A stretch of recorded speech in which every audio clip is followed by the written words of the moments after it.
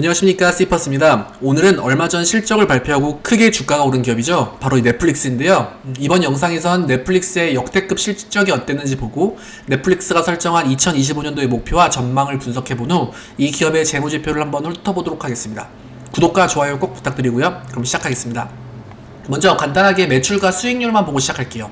2024년에는 전년 대비 전체 매출이 16% 증가하며 390억 달러를 기록했고요. 영업이익률은 27%를 기록하였는데 이로 인해 영업이익은 104억 달러로 사상 최고치를 기록했다고 합니다.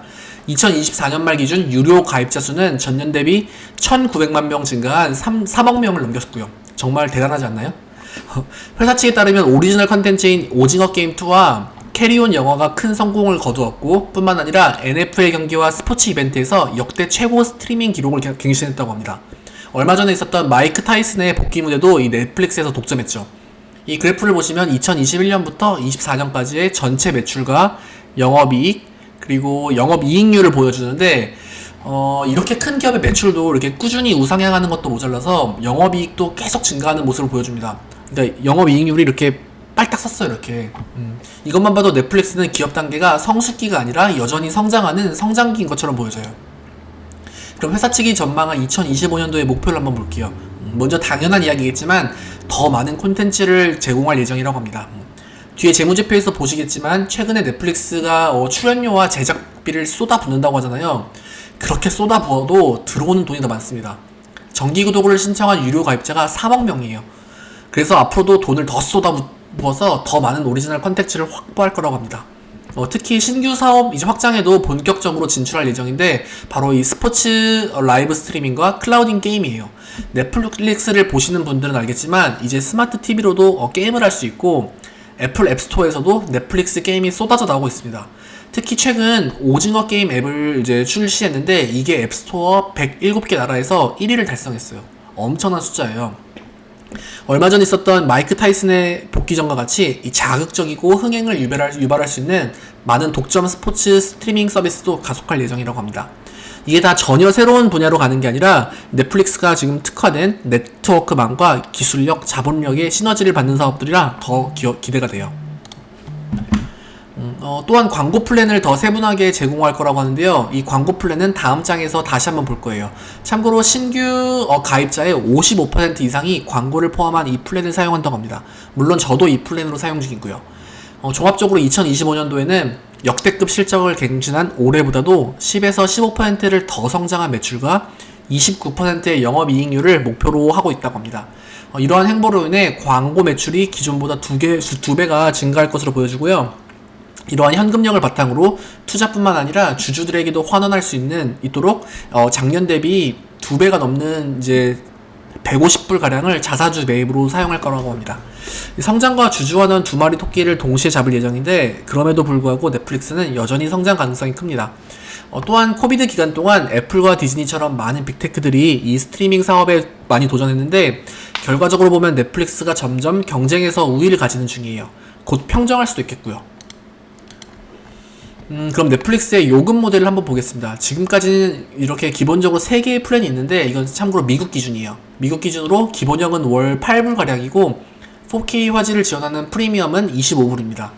이 기본형이 앞서 설명드린 광고 플랜인데 원래는 이 기본형의 멤버십 비용이 월 한 15불 정도 됐었거든요. 근데 이게 반값으로 줄었어요. 대신 영상 중간중간에 광고가 들어가는데 이 모델을 도입하면서 더 많은 구독자가 부담없이 이제 합류할 수 있었고 광고주들은 3억 명이 넘는 이제 플랫폼에 퀄리티 높은 광고를 넣을 수 있게 되었고요. 넷플릭스는 기존의 구독료 플러스 광고 수익까지 챙길 수 있는 비즈니스 환경을 만들었습니다. 네, 정말 엄청나죠. 이 플랜이 지금 대박이 난 거예요. 앞서 설명드린 것처럼 신규 가입자가 55%가 이 광고 모델을 쓰고 있고요. 가입자 수가 이제 증가한 효자 역할을 했죠. 예, 찾아보니까 한국에서는 광고형 스탠다드가 월 5,500원밖에 안 된다고 하더라고요.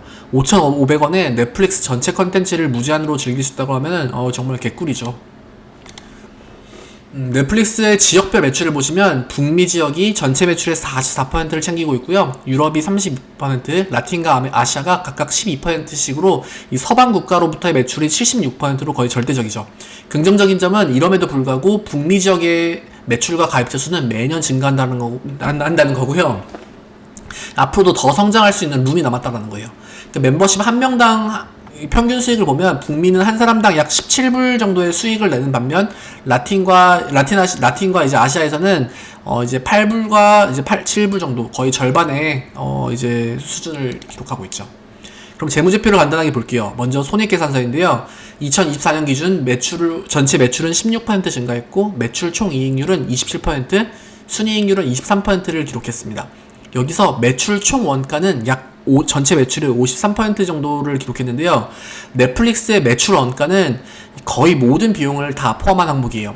보시면은 기본적으로 오리지널 컨텐츠 제작 비용, 타사 작품의 라이센스 비용, 컨텐츠 감가상각비, 배포 비용, 클라우딩 인프라, 제품 관련 인건비 등 이 기타 비용 모든 것들을 다 합친 건데요.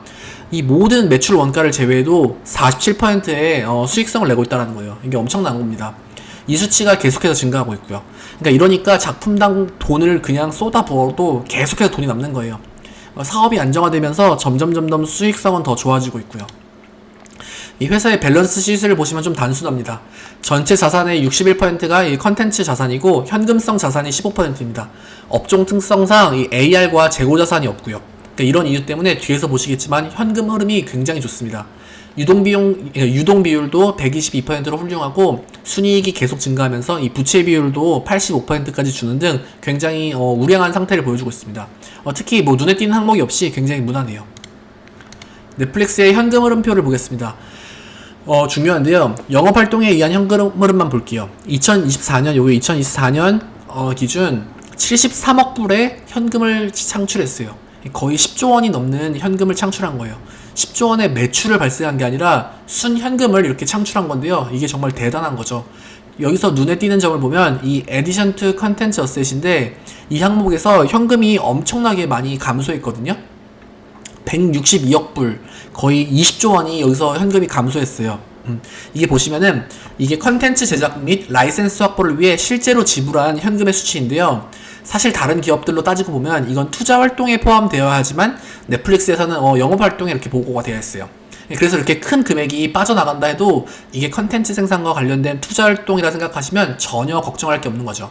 그러니까 이렇게 20조 원을 컨텐츠 차원에서도 10조 원을 이제 현금을 창출한 겁니다. 대단해요.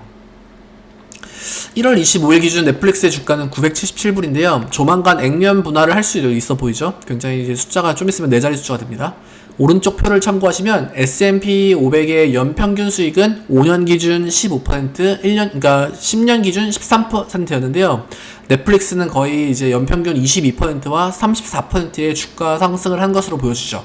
이거는 연평균이고 아래 누적 수익을 본다면은 넷플릭스는 5년간 175%, 10년간 1726%의 주가 상승을 했어요.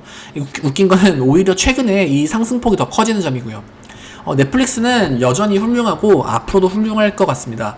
이걸 더 이상 성장주라고 부를 수는 없을 것 같고요. 이제는 명실상부 우량주가 된 기업 같습니다. 한 시장 분야에서 이렇게 구독형 플랫폼을 구축하고 독점식으로 한다는 게 얼마나 힘든 일이고 그만큼 가치가 있는지는 모두가 아실 테니까요. 지금 넷플릭스는 춘추 전국시대였던 전세계 스트리밍 시장에서 조금씩 파일을 넓혀가며 거의 대륙 통일을 꿈꾸고 있는 모습입니다. 네, 좋은 기업인 것 같아요. 장기 투자로도 손색이 없고요. 이상입니다. 영상이 도움되셨으면 구독과 좋아요 꼭 부탁드리고요. 다음 영상으로 다시 만나겠습니다. 감사합니다.